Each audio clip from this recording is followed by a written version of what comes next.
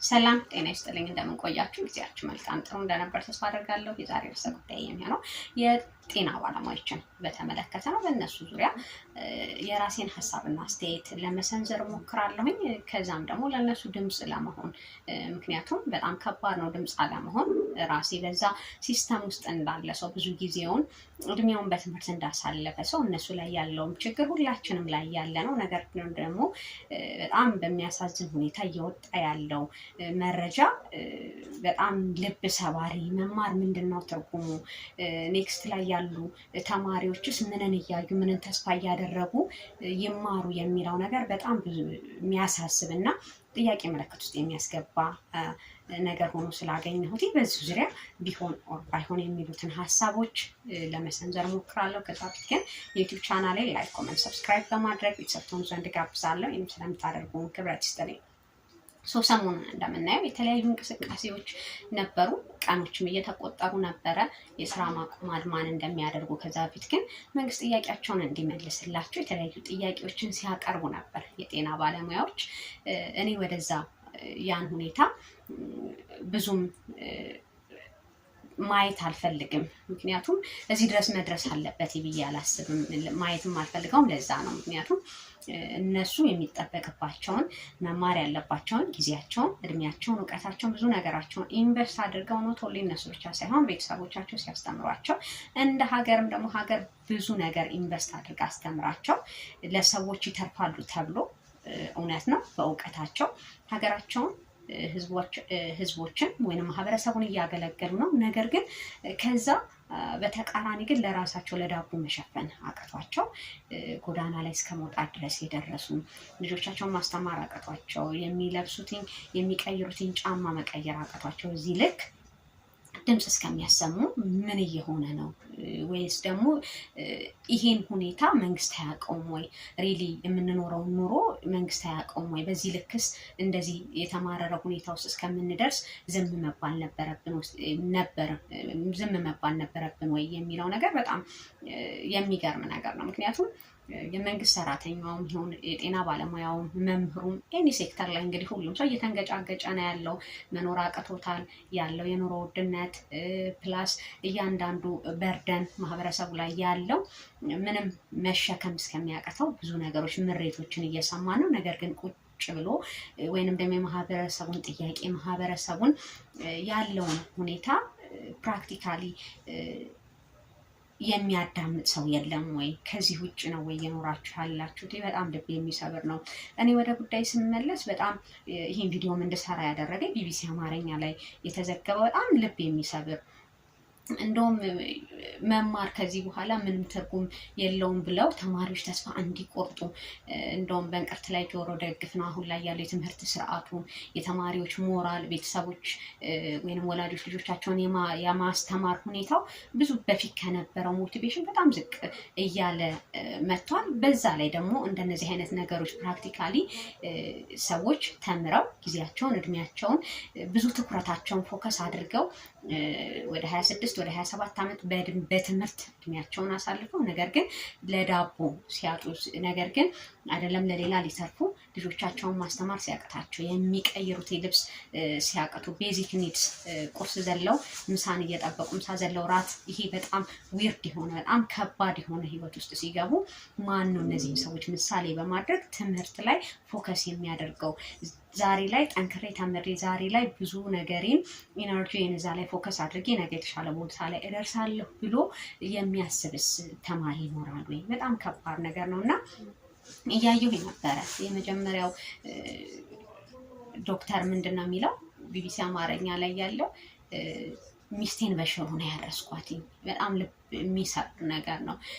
የጤና ባለሙያ ነው። ምን እንደሚያስፈልጋት የወለደች ሴት ማለት እንግዲህ የተፈታታ መኪና ማለት ናት። ብዙ ደም፣ ብዙ ኢነርጂ፣ ብዙ ጉልበቷን ሉዝ አድርጋ ነው ልጅ የምትወልደው።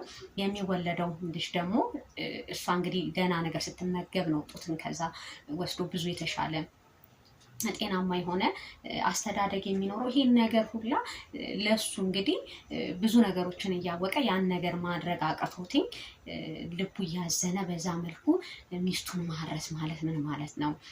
ሌላኛው ደግሞ አንድ ያየሁት ምንድነው ለበዓል ቀን የበዓል አሁን ያለፈው በዓል ለበዓል መደረግ ያለበትን እንደው ቀላሉን ነገር እንኳን ዶሮ ወይ ስጋ ምናምን ማድረግ አቅቷቸው ሚስቱ ተኝታ በዓልን እንዳሳለፈች ይህን ያህል ምንድን ነው የሚፈለገው?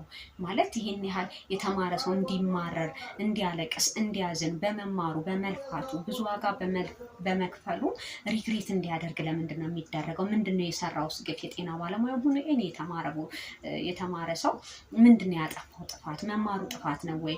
ጊዜውን እድሜውን ትምህርት ላይ ብዙ ጊዜውን ማሳለፉ ኃጢአት ነው ወይ? ማህበረሰብን በሀቀኝነት የተለያዩ ሀገራት ላይ ከተማርኩ በኋላ የተሻለ አድቫንቴጅ ወይንም ደግሞ እኔ መኖር አለብኝ ብሎ ያስተማረው ማህበረሰብ ወይንም ሀገር ትቶ ሌሎች ሀገሮች ላይ አይ ራሴን ኢኮኖሚካሊ ስቴብል ማድረግ አለብኝ ብሎ መሄድ ነበረበት ወይ?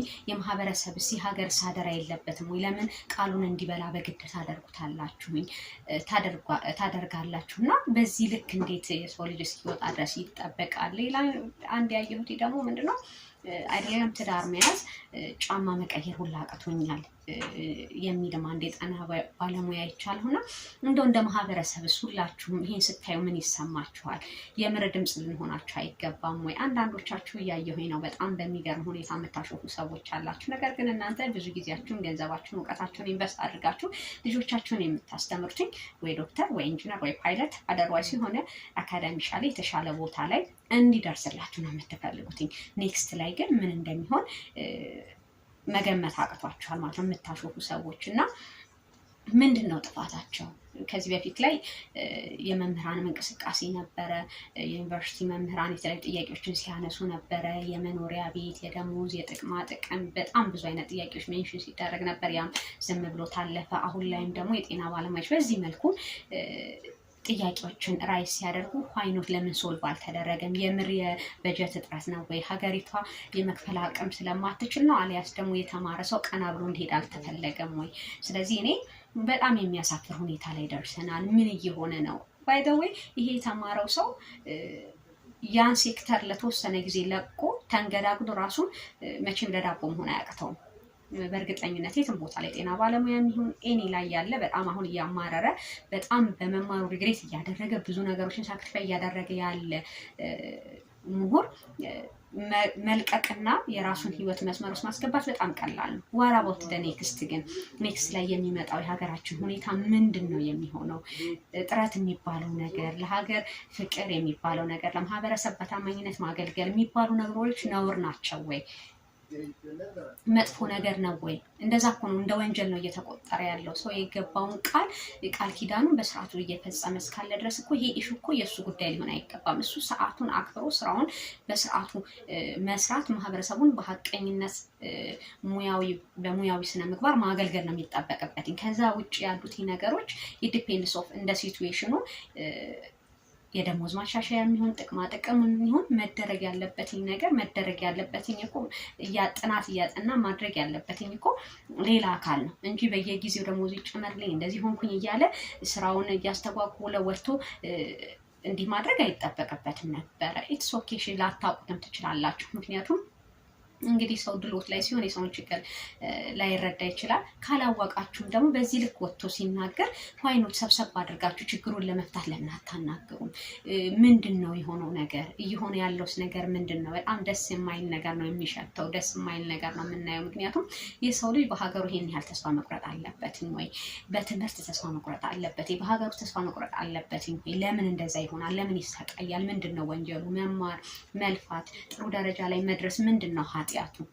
ስለዚህ እንደነዚህ አይነት ነገሮችን ማየት ቢጠበቅብን እና የጤና ባለሙያዎችን ጥያቄን ብንመልስ የሌሎችንም ደግሞ ዞር ብለን ብናይ፣ መጀመሪያ ሰው ላይ ቢሰራ፣ ሰው ሲኖር ነው ሌላው ነገር ሁላ ማድረግ የሚቻለው። ከሰው በተረፈ ነው ሌላው ነገር እና እንደ ፎከስ ብናደርግ የሰውን እንደው መኖር ብናስችለው። ኢትስ ኖት ሌክዠሪ ነገር አይደለም። አሁን ወንት ሳር ለምናወራው ቤዚክ ኒድስ ነው እየጠየቁ ያሉት። የሚበላ የሚጠጣ፣ መጠለያ፣ ምን ቀይረው ነገር ሌላ ነገር ምንም እኮ የጠየቁት ነገር የለም። ሲሆን እኮ ከዛ የተሻለ ነበር ሊገባቸው የሚገባው። ከዛ በላይ ነበረ እንደሚለፉትኝ ብዙ ኢነርጂያቸውን ብዙ እድሜያቸውን ትምህርት ላይ እንዳሳለፉትኝ እንዳላቸው እውቀት እኮ ይሄ ተራ ነገር እኮ ነበረ። ከዛ በላይ እኮ ሆነው በደስታ ማህበረሰቡን የሚያገለግሉ በደስታ ለሀገራቸው የተሻለ ነገርን በተለያዩ ሪሰርቾች ላይ ፓርቲሲፔት እያደረጉ ለውጥ እንዲመጣ ማድረግ እንዲችሉ ማድረግ ሲገባ አሁን ግን መማራቸውንም ማንበባቸውንም እንደ ወንጀል ኃጢአት እንደነበረ ልክ እንዳልሆኑ ልክ የሆነውን ነገር ልክ እንዳልሆኑ እንዲያስቡ በግድ እየተደረገበት ያለው ሁኔታ ነው እና በጣም ከባድ ነው። ይህ ባይሆን ብዬ አስባለሁ እና እንዳጠቃላይ ለጤና ባለሙያዎች ሁላችንም ድምፅ መሆን አለብን። ድምፅ ስንሆን ግን በሰላማዊ መንገድ፣ ምክንያቱም ሀገራችን የሁላችንም ናት። ኃላፊነት በሚሰማው መልኩ ነው። አይኗ ቃል በጣም ዲሲፕሊን የተማሩ ናቸው። በዚህ መልኩ ነው ሀሳባቸውን ራይዝ እያደረጉ ያሉት። ሌላ ምንም ነገር አይደለም የጠየቁት። ተራብን፣ ተጠማን፣ በቃ ለራሳችን መሆን አልቻልንም። እርካታ ዳቦ ሊሆን አይችልም። ራይት፣ እርካታ ዳቦ አይሆንም፣ እርካታ ልብስ አይሆንም፣ እርካታ ቤት ኪራይ አይሆንም። ከእርካታ በተጨማሪ ለሚሰሩት ስራ እያገለገሉት ላለው አገልግሎት ተመጣጣኝ የሆነ ክፍያ ሊሰጣቸው ይገባል ብዬ አስባለሁ እና እኛም ድምጻችሁ ነን። እንግዲህ አይዟችሁ ከጎናችሁ ነን ብዬ አስባለሁ። ፐርሰናሊ በራሴ የሚመለከታቸው አካላትም ደግሞ ፖዚቲቭሊ ነገሩን በመረዳት ፖዚቲቭሊ ችግራቸውን የምርም የእነሱ ችግር የኛ ችግር ነው ብላችሁ ተረድታችሁ የተሻለ ነገር እንደምታደርጉላቸው ተስፋ አደርጋለሁ። እንዳጠቃላይ ሀገራችን ኢትዮጵያን ሰላም ያርግልን። ሀገራችን ኢትዮጵያን ዳሯን እሳት መሀሏን ገነት አድርጎ ለሁላችን የምትመች የሰላም የፍቅር ሀገር ያደርግልን ዘንድ የዘወትር ምኞቴ ነው። አሁንም ዩቲዩብ ቻናሌ ላይክ፣ ኮመንት፣ ሰብስክራይብ በማድረግ ቤተሰብ ትሆኑ ዘንድ ጋብዛለሁ። ይህንም ስለምታደርጉ ክብረት ይስጥልኝ።